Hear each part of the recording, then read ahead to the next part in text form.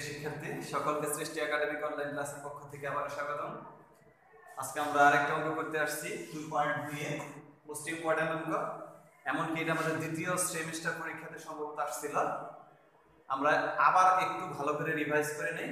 আশা করি বার্ষিক বা অ্যাসাইনমেন্টে যদি এরকম কোনো প্রশ্ন থাকে দিতে পারবো। যদি তারপরেও কোনো প্রবলেম থাকে তোমরা কমেন্টস বক্সে অবশ্যই কমেন্টস করবে, চেষ্টা করব তার পরবর্তী ক্লাসে এটা সলভ করার জন্য। যাই হোক, এখন আমরা এই অঙ্কটা করব। কয় নাম্বার অঙ্ক? 9 নাম্বার। সেম ভাবে আরেকটা অঙ্ক দেওয়া থাকবে, তোমরা পরে করে নিয়ে আসবে, হোমওয়ার্ক করবে। এখন দেখো, একই হার মুনাফায় কোনো আসল কত টাকা তা কিন্তু বলা নাই। এক বছরে সব বৃদ্ধি মূল। খেয়াল করো 9 নাম্বার এখানে দেওয়া আছে হলো চক্রবৃদ্ধি মূলধন, বাট আমি লিখছি সমৃদ্ধি মূল। আচ্ছা বলো, সমৃদ্ধি মূল এবং চক্রবৃদ্ধি মূলধনের মধ্যে পার্থক্যটা কি? সেম জিনিস। সমৃদ্ধি মূল কত? ৬৫০০ টাকা এবং 2 বছর আনতে সমৃদ্ধি মূল হচ্ছে কত? ৬৭৬০ টাকা। হলে মূলধন কত বের করতে। আচ্ছা এখন একটা জিনিস ভালো করে খেয়াল করো, এখানে কিন্তু আসলে কিছু তেমন কিছু দেওয়া নাই। 1 বছর আনতে সমৃদ্ধি মূল করতে গেলে 1 বছর আনতে তুমি আমারে বলো c সমান p * 1 + r পাওয়ার n। সবাই একটু আমার সাথে বলো, এখানে কয় বছরে চক্রবৃদ্ধি মূলধন দেওয়া আছে বলো, বা সমৃদ্ধি মূলধন দেওয়া আছে? কত বছরে? অবশ্যই n বছরে। এখানে তোমাকে বলছে 1 বছরে, তাহলে n এর মান কত হবে? সিম্পল, n এর জায়গায় আমরা কি লিখব? 1। তাহলে 1 বছর আনতে 22 বছর আছে, আর 2 বছর আনতে কত কত বলেছে? তাহলে n এর মান কত হবে? 2 হবে। ক্লিয়ার? একদম ক্লিয়ার কনসেপ্ট। দেখো এইটা 1 বছরে বার করছি আমরা। 1 বছরে কত দেওয়া আছে? ৬৫০০। তাহলে আমরা একটা সমান ৬৫০০ লিখতে পারি, আর 2 বছরে দেওয়া আছে কত? ৬৭৬০ টাকা আমরা লিখতে পারি। তাহলে দুইটা সমীকরণ চলে আসবে। সমীকরণ আসার পরে আমরা এই দুটোকে যদি ভাগ করি একটা কাটলে তারপর আমরা বের করতে পারবো। আগে এই পর্যন্ত আমরা করে নিই। এইটুকু কিভাবে আসলো সেটা আমরা বিস্তারিত করে নিই। এখন দেখো কি করতে হবে, যেহেতু আসলটা বের করতে বলছে বা মূলধন বের করতে বলছে, সেটা আমরা ধরে নিই। ধরি মূলধন সমান p টাকা। মুনাফার হার এগুলো ধরে ধরতে পারো, সমস্যা নেই, না ধরলেও সমস্যা নেই। মুনাফার হার ইকুয়াল r, সময় তো n বছর, ঠিক আছে। অতএব খেয়াল করো, চক্রবৃদ্ধি আমার এখানে কি বের করতে বলছে? চক্রবৃদ্ধি মূলধন বলছে সমৃদ্ধি মূল কত হবে বলো? c সমান p * 1 + r পাওয়ার n। খেয়াল করো, অতএব 1 বছর আনতে তাহলে কত? 1 বছর আনতে সমৃদ্ধি মূল, খেয়াল করো কত হবে? p * 1 + r পাওয়ার কত হবে? n এর জায়গায় 1। তাহলে এইটা লেখা আর এইটা লেখা একই কথা, উপরে এক লিখে আছে কথা না, আর এটা একই কথা। ক্লিয়ার? আবার বলো, আমরা 1 বছর আনতে কেন বার করলাম? যেহেতু এখানে 1 বছর আনতে দেওয়া আছে, এজন্য। যদি এখানে 2 বছর আনতে দেওয়া আছে, তাহলে 2 বছরে বের করতে হবে। যদি এমন থাকতো যে 2 বছর এবং 3 বছরে বের করতে হবে, তাহলে কিন্তু আমরা কি করতাম? 1 বছরে বের করতাম। তাহলে 2 বছর আনতে বের করতাম এবং 3 বছর আনতে বের করতাম। আবার খেয়াল করো, 2 বছর আনতে সমৃদ্ধি মূল হবে p * 1 + r পাওয়ার 2। ক্লিয়ার? তাহলে আমরা শর্ত মতে দেখব, এটা সমান কত লিখতে পারি? ৫৬০০। আর এটা সমান লিখতে পারি কত? ৬৭৬০ টাকা। যাই হোক, ওইটুকু করে নিই আমরা। সকলকে ধন্যবাদ যারা যারা ক্লাস করছো। আশা করি সবাই ক্লাসটা কি করবে? সাবস্ক্রাইব করবে। শর্ত মতে তাহলে p * 1 + r পাওয়ার n সমান n হবে নাকি? n হবে না, সমান ৬৫০০ টাকা। সমীকরণ 1। এবং আরেকটা জিনিস দেওয়া আছে, p * 1 + r স্কয়ার সমান দেওয়া আছে ৬৭৬০ টাকা। সমীকরণ 2।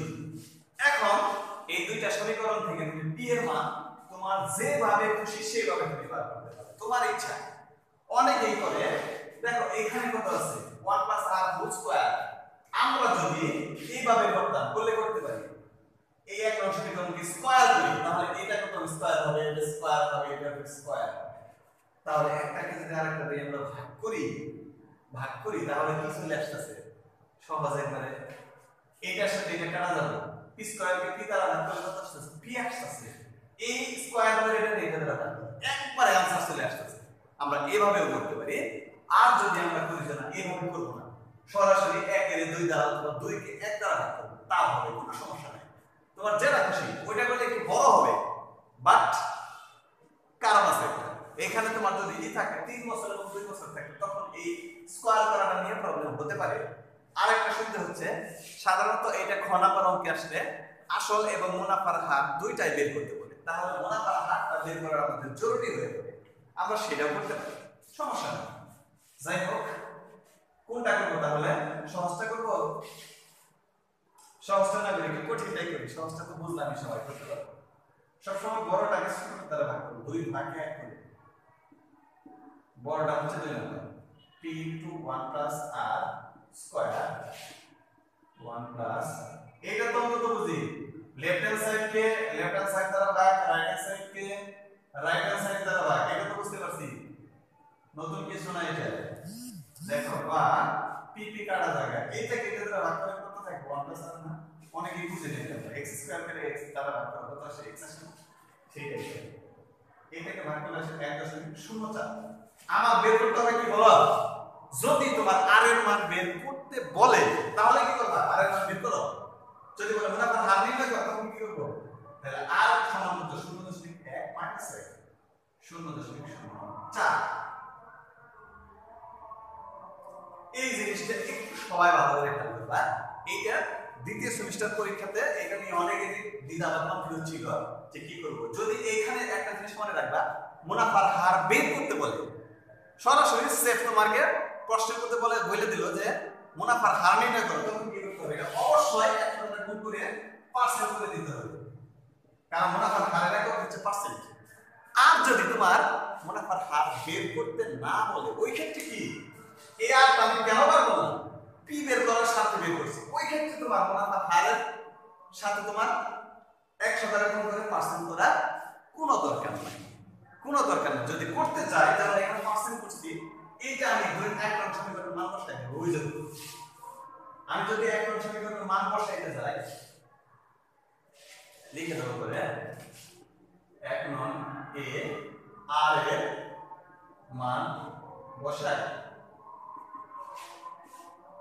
p into 1 plus r এর মান কি স্যার বসাবা পার্সেন্ট সমান বসানো যাবে না অবশ্যই পার্সেন্ট করে দেব তখন আবার কি করবা 100 দ্বারা ভাগ করে আবার কি পার্সেন্ট উঠাবা না এর জন্য আমাদের কি করতে হবে যখন মনে রাখবা যদি এই r এর মানটা বের করতে বলে মানে মুনাফার হার নির্ণয় করতে বলে তখন তোমাকে 100 দ্বারা গুণ করে পার্সেন্ট করতেই হবে বাট যদি মুনাফার হার না চায় অন্য অঙ্ক করার জন্য আমরা যেমন এখানে p এর মান বের করার সাথে আমি r এর মান বের করে নিয়েছি এই ক্ষেত্রে তোমার 100 দ্বারা গুণ করার কোনো দরকার নেই তাহলে অঙ্কটা কি হবে জটিল বা একটু বড় হয়ে যাবে আশা করি সকলেই ক্লিয়ার আর এটা নিয়ে কোনো কনফিউজ বা দ্বিধা থাকার কথা না বা p into 1.04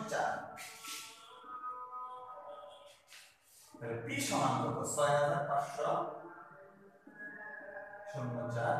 6250 টাকা হবে আমরা একটু দেখি তাহলে আসল মূলধন পাইলাম কত 6300 টাকা আমরা কিন্তু ওই যে আরেকটা নিয়ম বলে দিয়েছি স্কয়ার করে করতে পারি এটা কিন্তু সহজ হয়ে যাবে বাট এটা কেন করলাম অনেক সময় প্রশ্নের মধ্যে বলে না আমরা দাম নিতে তো ওই ক্ষেত্রে আমাদের কি করতে হয় এটা করতে হয় এর জন্য আমরা এইভাবে করে নিলাম যাই হোক আশা করি বুঝতে পারছো সবাই সেম না লেখা অঙ্ক বইয়ের 13 নম্বর সৃজনশীল এই অঙ্কটা অবশ্যই করবা 13 খ খতে হচ্ছে সেট 9 নাম্বার গতে হচ্ছে সেট 8 নাম্বার আশা করি সবাই করতে পারবা 13 নম্বর সৃজনশীলটা তোমাদের জন্য হোমওয়ার্ক করলাম সকলে আবারও ভালো থাকো সুস্থ থাকো এই কামনায় আসসালামু আলাইকুম